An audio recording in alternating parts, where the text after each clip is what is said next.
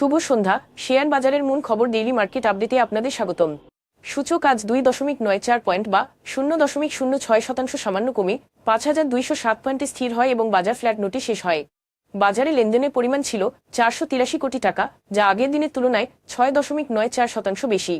ওষুধ ও রসায়ন খাত থেকে বেক্সিমকো ফার্মাসিউটিক্যালস এবং এসিআই লিমিটেড, মিউচুয়াল ফান্ড খাত থেকে prime finance first mutual fund এবং first Bangladesh fixed income fund, ceramic খাত থেকে শাইনপুকুর সিরামিক সাজ সূচকে বৃদ্ধিতে মূল ভূমিকা রাখে।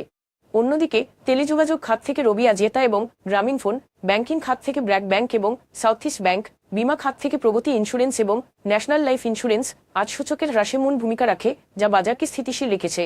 খাতভিত্তিক লাভ লোকসানের হিসেব অনুযায়ী মিউচুয়াল ফান্ড খাতে আজ সর্বোচ্চ 2.81% এবং টেক্সটাইল খাত থেকে দ্বিতীয় সর্বোচ্চ 0.71% মূল্য বৃদ্ধি পায়। অন্যদিকে সিমেন্ট খাতে আজ সর্বোচ্চ 0.89% মূল্য হ্রাস পায়। মূল্য হ্রাস পাওয়ার শীর্ষ বিষয়ে আজ টেক্সটাইল খাতে 7টি কোম্পানি রয়েছে। DBH first mutual, prime finance first mutual এবং পদ্মা ইসলামী লাইফ ইন্স্যুরেন্স আজ সর্বোচ্চ লাভ করেছে, যেখানে সমতা লেদার কমপ্লেক্স, এসিএমএলএফ বিএলএস এলব্রোথ এবং সোনাগার টেক্সটাইল আজ সর্বোচ্চ মূল্য হারায়। তবে এই শেয়ারগুলোর মূল্য পরিবর্তনের জন্য কোনো মূল্য সংবেদনশীল তথ্য জানা যায়নি। গত 3 মাসের গড় লেনদেনের তুলনায় আজ এমবিএল ফার্স্ট মিউচুয়াল, এবিএলএনআরবি মিউচুয়াল এবং ভ্যানগার্ড ডিএমএল রূপালী ব্যাংক ব্যালেন্স এর লেনদেনের পরিমাণ উল্লেখযোগ্যভাবে বৃদ্ধি পেয়েছে।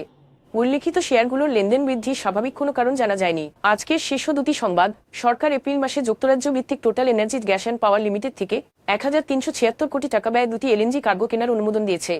এছাড়াও দেশের ক্রমবর্ধমান চাহিদা মেটাতে 1.10 কোটি লিটার রাইস ব্রান অয়েল এবং 50,000 টন নন বাসমতি সিদ্ধ চাল ক্রয়ের অনুমোদন দিয়েছে।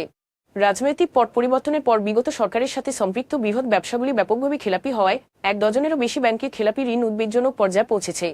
গত বছরের শেষ নাগাদ ব্যাংকিং খাতে খেলাপি ঋণের পরিমাণ 3,45,765 কোটি টাকায় পৌঁছেছে, যার মধ্যে সিংহভাগই রাষ্ট্রায়ত্ত এবং বেসরকারি বাণিজ্যিক ব্যাংকগুলির অংশীদারিত্ব। সরকার পরিবর্তনের পর কেন্দ্রীয় ব্যাংক তাদের বোর্ড ভেঙে দিয়ে নতুন বোর্ড গঠন করার পর এস আলম গ্রুপের প্রভাব থেকে এই ব্যাংকগুলি আওতামুক্ত হয়। আজ এ পর্যন্তই। আগামীকাল আবার আসবো শেয়ার বাজারের নানা আপডেট নিয়ে। ধন্যবাদ।